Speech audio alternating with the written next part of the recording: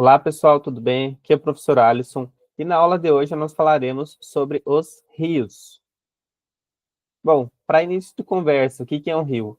Um rio ele vai ser um curso natural de água, né, de água doce, que flui da nascente até a foz. Essa classificação de água doce aqui existe aí uma classificação que vai colocar a água desde a água mais doce até a água mais salgada. Na verdade, essa água doce ela não é doce em si, ela vai ter um pouquinho ali de sais minerais, mas que não vão deixar ela com um sabor assim salgado diferente da água do mar, por exemplo, que daí a água do mar né, ela vai ter uma quantidade maior de sal, que esse sal justamente vem dos rios, tá? Então, da onde que vem o sal lá da água do mar? Vem dos rios, ao longo aí de milhões de anos, esses rios foram desgastando as rochas por onde eles passavam no seu leito, foram tirando ali pedacinhos de sedimentos, pedacinhos de sais que foram sendo levados lá para o oceano.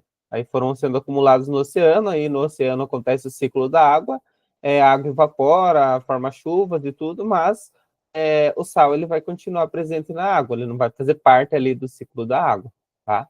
Então, como eu já falei, então, os rios eles podem desaguar nos mares e nos oceanos, eles podem desaguar em lagos, alguns rios vão terminar em lagos, outros podem terminar em outros rios, no caso de rios menores, né? Não são todos os rios do mundo que vão chegar lá no oceano, mas eles podem chegar em algum momento quando eles desagam em outros rios. Tá? Aqui no Brasil, por exemplo, nós temos o Rio Madeira, que vai desagar no Rio Amazonas, que daí vai para o Oceano Atlântico, lá na região norte. Na região sul-sudeste, nós temos o Rio Paranapanema, que deságua no Rio Paraná, e esse no Rio da Prata, até chegar no Oceano Atlântico também. Então, esses rios menores aí são chamados de afluentes. Logo, nós falamos um pouquinho mais sobre eles. E os rios, então, eles são essenciais para os ecossistemas, para as sociedades, para a economia. No caso do Brasil, as principais utilizações dos rios são o abastecimento das cidades, tá? O abastecimento urbano, o abastecimento industrial. Então, muitas cidades no Brasil fazem captação da água dos rios para o seu abastecimento, recebem um tratamento, obviamente. Também para a navegação, alguns rios, né, que são os rios de planície, que eles têm essa característica que permitem a navegação, e também para a geração de energia, nos rios que permitem a construção de usinas hidrelétricas, como a usina de Itaipu, por exemplo, que ela bem importante, e nós temos diversas outras no Brasil que geram energia elétrica. Então, a principal matriz de energia elétrica do Brasil acaba vindo das usinas hidrelétricas que vêm da força da água dos rios. Então, no Brasil, ele tem essas três utilizações principais. Além disso, os rios eles também são utilizados para pesca por povos aí, povos tradicionais, povos pescadores que vivem próximo desses locais. E a importância dos ecossistemas é que nos rios a gente tem aquela vegetação, ou teria que ter, né, por lei, essa vegetação que fica em volta ali das margens, que são as áreas de preservação permanente, também conhecidas por matas ciliares, que são ali, têm uma responsabilidade na proteção dos rios, desenvolvimento da fauna e da flora também. Então, os animais, né, podem viver por ali, muitas espécies e tudo, além dos remanescentes de florestas, justamente nessas áreas. Bom, vamos falar então um pouquinho das partes de um rio, começando pela nascente. Então, o próprio nome já fala, né, onde o rio nasce, é a nascente, é onde ele se origina. Então, como que ele pode surgir? Ele pode surgir de uma mina de água que as pessoas conhecem por vários nomes, olho de água, enfim. Seria quando a água ali subterrânea ela consegue sair na superfície em algum local e sai ali, começa a escorrer e vai formar uma primeira nascente de um rio. Por exemplo, geralmente ele é pequeno e depois ele vai recebendo águas de outros rios até se tornar um rio grande, muito, muito grande. Essa foto, por exemplo, se não me engano, é de uma das nascentes ali do Rio São Francisco. Então veja como nasce ali pequeno, né, uma pouquinha quantidade de água e vai se tornar aí um dos maiores rios do Brasil. Ele pode se originar em geleiras também, do derretimento de geleiras, como é o caso do Rio Amazonas. que ele vai se originar lá na Cordilheira dos Andes, a partir do derretimento ali de geleiras da cordilheira mesmo, lá no Peru, até passa aí pelo Brasil, recebe água de outros rios e se torna aí o maior rio do mundo em volume de água. Tá? Então, eles podem se originar em lagos também, então alguns lagos eles podem ser considerados como a nascente de alguns rios. Tá? Geralmente vai ser em áreas então de maior altitude para áreas de menor altitude, tá? Porque o rio então ele vai fazer esse movimento de descida. Ele vai nascer numa parte mais alta e vai terminar em uma parte mais baixa. Né? A água vai seguindo ali o relevo, vai seguindo a gravidade e assim forma-se então o curso de um rio, que seria o caminho, né, que ele vai seguindo. Os rios, além disso, eles podem ser divididos, então, em três partes. Se a gente pegar todo um perfil do rio, assim, visto ele de lado no relevo, a gente pode dividir ele em três partes. Então, o primeiro é o curso superior ou o alto curso, que é onde está a nascente. Ó, então, as nascentes elas vão se originar aqui no alto curso. Tá? Geralmente aqui as águas vão estar mais velozes, pode ser áreas de montanhas, por exemplo, áreas de planalto que tenha muitos declives. Então as águas elas vão ser mais fortes e vão ter um poder maior de erosão. Tá? Então aqui a gente consegue observar, por exemplo, essa característica do relevo. Com áreas mais altas, a água vai ser mais rápida, então vai ter maior poder de erosão, vai carregar mais sedimentos. É um relevo mais acidentado, então ele vai ser mais propício para a formação de cascatas, de cachoeiras, de corredeiras. Então aqui, por exemplo, não vai ser muito bom para navegação, nessa parte do rio, não vai ser muito ideal para navegação. Pode ser utilizado para geração de energia, no caso de construção de barragens para usinas hidrelétricas, desde que ele tenha, né, obviamente, bastante água, ou também vai depender da capacidade que se quer daquela usina, pode ser uma usina pequena, por exemplo, que não produza tanta assim energia, mas é uma possibilidade. Tá? Então, esse daqui seria o alto curso, ou curso superior do rio, seria a parte mais alta aqui do rio. Tá? Então, ele vai ter aqui essas características. Depois, a gente vai ter, então, o curso médio, seria essa segunda parte do rio aqui, seria, então, o curso médio. Aqui as águas elas já vão ter uma velocidade intermediária, não vai ter tanta descida assim, por exemplo, então não tem tanto poder de erosão, as águas não vão ser mais rápidas, e ainda há o transporte de sedimentos que são carregados lá de cima. Então ainda carrega os sedimentos aqui, que daí vai depositar lá embaixo. Então formam-se meandros, por exemplo. O que são meandros? São as curvas do rio. Tá? Que já começa a formar aqui algumas curvinhas. Começam a formar vales, porque aqui no começo dele ainda tem uma força maior de erosão, então forma vales, assim como no alto curso pode ter a formação de vales, aqui também a formação de vales, de cânions, mas agora a água ela já está com uma velocidade menor, uma velocidade não tão rápida, certo? E seguindo aqui, nós vamos falar do curso inferior ou do baixo curso, que seria essa parte final aqui do rio. Tá? Então aqui já vai ser próximo ao final dele, né? Aqui no caso ele está desaguando no mar, mas seria um dos exemplos. Próximo à foz é o final do rio.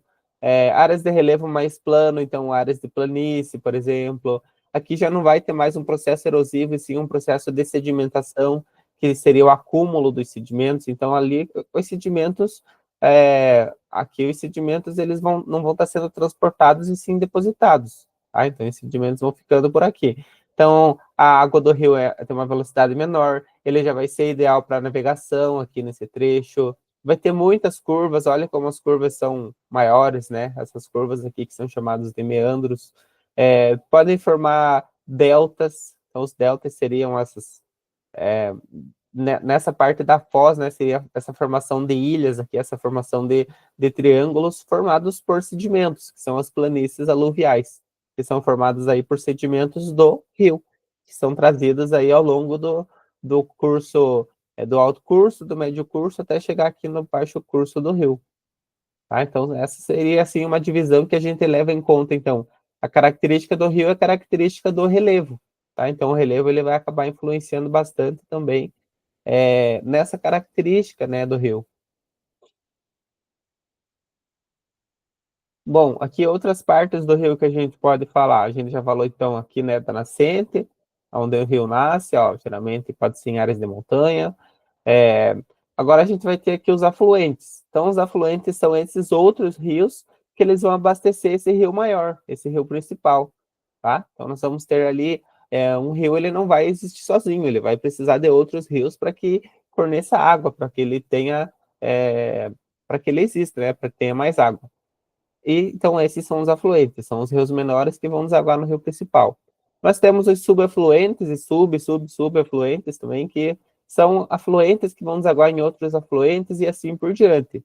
Tá? Então, a gente pode ter um pequeno rio ali, urbano, por exemplo, que vai desaguar em outro maior, em outro maior, em outro maior, até chegar em um rio principal daquela bacia hidrográfica que daí ele vai ter lá a sua foz ou o seu final, né, lá no oceano, por exemplo, tá? O final ou a embocadura do rio seria o final. Então, nós temos aqui, então, o rio principal, a nascente, o rio principal, mas temos esses outros rios também que vão abastecer esse rio principal. Lembra que as nascentes são só um pouquinho de água ali que tá surgindo, então ele vai precisar da água de outros rios também para que ele se torne um rio principal, para que ele tenha bastante volume de água, tá? E o final, então, do rio, a foz, que eu já falei para vocês, é o ponto final do rio, que pode ser em delta ou em estuário. Tá? Então, o que que isso quer dizer? Então, já vou mostrar aqui para vocês um pouquinho do delta do estuário. Falar um pouquinho antes das margens dos rios. Então, o rio ele vai ter a margem direita e a margem esquerda. Como que a gente define isso? A gente vai olhar então para a água na direção que a água está indo, tá? Então você olha na direção que a água do rio está indo, o seu lado direito vai ser a margem direita, e o seu lado esquerdo vai ser a margem esquerda. Então, como eu já falei para vocês, né, a margem ela tem que ser preservada, tanto para evitar o assoreamento, que seria aquele processo excessivo de erosão para dentro do rio, então serve para proteger as margens ali, aquela vegetação, para que a margem não caia dentro do rio, tá? Importante também para a fauna e para a flora, como eu já falei para vocês. Então a margem ela vai ter assim uma importância também. Aqui tem duas palavras que são jusante e montante. Quando a gente fala do rio também, para conseguir identificar qual parte do rio que você está falando, você pode falar montante e jusante. A montante, ela seria, então, em direção à nascente, tá? Então, quando você tipo, olha em direção à nascente e quer falar sobre alguma coisa, você fala a montante. Então, a montante do rio, a vegetação é mais preservada, enquanto a jusante seria em direção à foz. Um exemplo, a jusante do rio, as margens elas não são tão preservadas, não há tanta vegetação, ou o rio é mais assoreado, tá? Seria só um exemplo aqui para vocês verem. Então, a jusante seria em direção à foz e a montante em direção à nascente, tá? Caso surjam essas palavras assim no meio de uma questão, por exemplo, vocês já vão saber o significado, quando né, estiver falando dos rios. E a margem direita e esquerda, a mesma coisa. Vai olhar em direção à correnteza, para onde que a água está indo, e daí vai ser a margem direita no seu lado direito, a margem esquerda no seu lado esquerdo. As bacias hidrográficas. Então, os rios eles estão inseridos dentro da bacia hidrográfica. Na aula passada, quem quiser assistir, falo sobre hidrografia, volta ali no vídeo anterior. É, eu falo sobre as bacias hidrográficas. Então, vou dar uma recapitulada aqui. Então, a bacia hidrográfica ela vai ser toda essa área do relevo que vai direcionar a água do rio, ou a água da chuva, né? Todas as águas aqui. Então, essa área vai ser uma área maior do relevo, que vai fazer com que todas as águas elas corram para a mesma direção, tanto desse lado aqui para o meio, tanto quanto desse lado aqui para o meio também. Então, vai ser uma área que as águas elas vão para a mesma direção, né? Uma área drenada por um rio e pelos seus afluentes. Então, isso é basicamente a bacia hidrográfica. Toda essa área pontilhada aqui vai ser uma bacia hidrográfica. Então, veja que ela é formada aqui por um rio principal, e é formada por rios menores também, né, que são os afluentes, subafluentes, nascentes e tudo. Tá? Então, nós temos aqui a bacia hidrográfica que vai delimitar isso.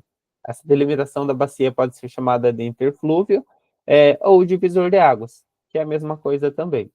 Tá? Então, toda chuva, toda água que tiver aqui, ela vai acabar chegando lá no rio principal, porque o relevo vai direcionar isso. Tá? O relevo vai fazer com que a água ela vá, então, para essa direção. Isso é uma bacia hidrográfica.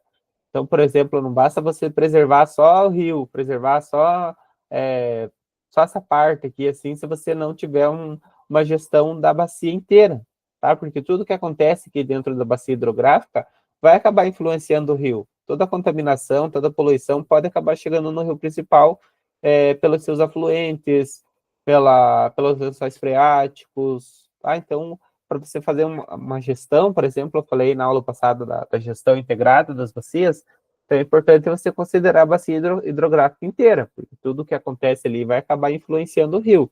Se você quer ter um rio conservado, com água limpa, com biodiversidade nesse rio, você tem que fazer uma gestão que considere toda a bacia hidrográfica e outras bacias, né, assim por diante, tá?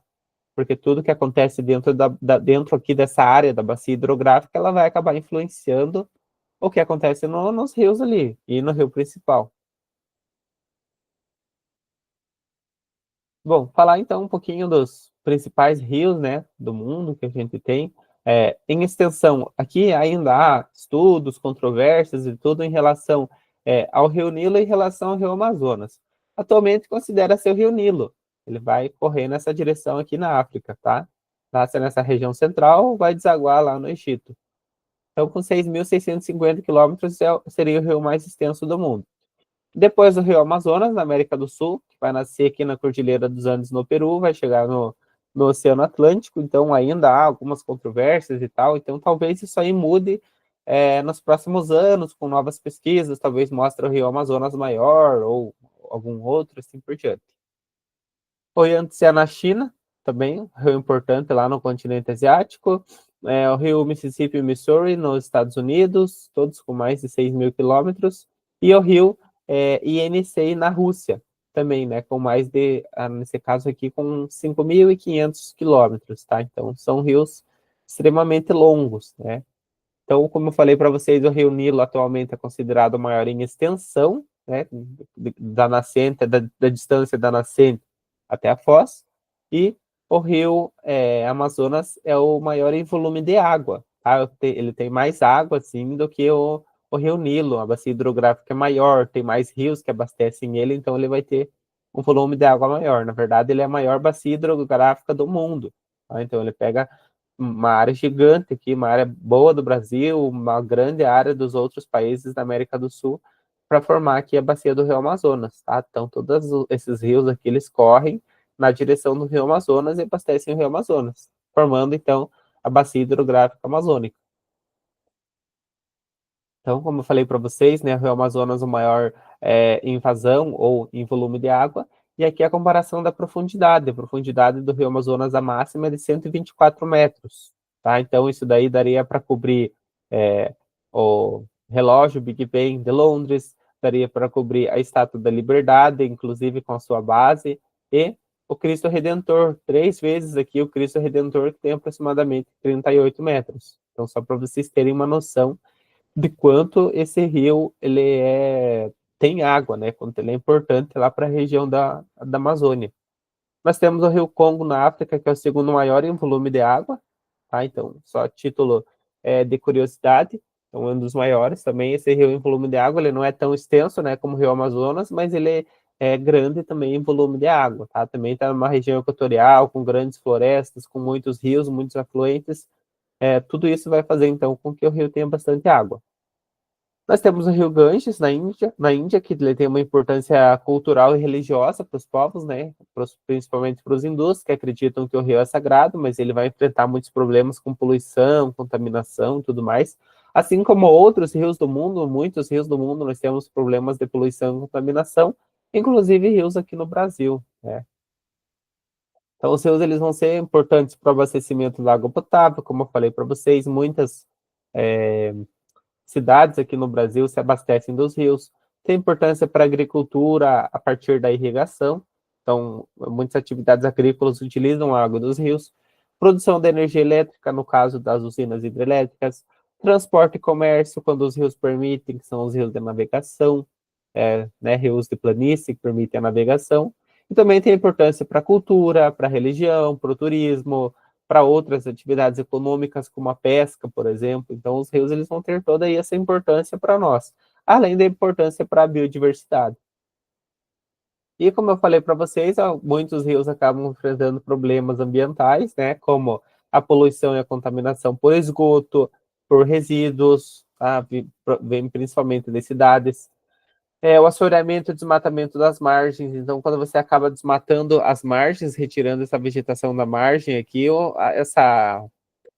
esses sedimentos que estão aqui na margem acabam indo para dentro do rio. Isso vai fazer com que ele fique assoreado, fique cheio de sedimentos, tá?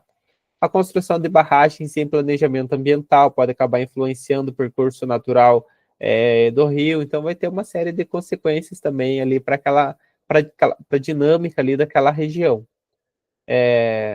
A questão da mineração, de outras atividades econômicas, atividades da mineração, ela é altamente poluente quando utiliza o mercúrio e esse acaba chegando aí nos rios. Tá? Então, uma atividade extremamente poluente. Isso pode gerar uma redução da biodiversidade aquática, a pesca predatória, contaminação, mineração, tudo isso vai acabar, então, impactando, por último, lá na biodiversidade, nos animais aquáticos. Vai acabar diminuindo a população de peixes e tudo, esse rio vai acabar morrendo, né, de alguma forma, tá? E, por último, para a gente finalizar, né, aqui como uma atividade, está perguntando sobre a estrutura dos rios, os principais rios do mundo, para assinalar a alternativa correta. Então, a letra A, nascente do rio localiza-se no ponto mais baixo do curso fluvial, curso do rio. A foz em estuário ocorre quando o rio se divide em diversos canais antes de desaguar. O rio Amazonas possui maior extensão que o rio Nilo, mas menor volume de água. O curso médio do rio é caracterizado por corredeiras e alta velocidade das águas. E o rio Congo é um dos maiores do mundo em volume de água. Então, nesse caso aqui seria a letra E. É, a letra A está errada porque a nascente localiza-se no ponto mais alto. A letra B fala da foz em estuário e delta, que eu falei na aula passada, na verdade. Tá? Então, a foz em estuário, ela ocorre em um único canal que chega lá no oceano, por exemplo, e aí em delta ele vai se dividir em vários canais, tá? Vai formar aquelas ilhas lá e tudo, como o rio Nilo, por exemplo. Então, esse daqui seria o contrário. E o rio Amazonas, ele possui menor extensão que o Nilo e maior volume de água, tá? Ao contrário. E a letra D, o curso médio é caracterizado por corredeiras e alta velocidade? Não, esse aí seria o curso superior, né, ou alto curso. Então, correta mesmo é só a letra E. Então, pessoal, agradeço a atenção de vocês e espero vocês para a próxima aula. Até mais.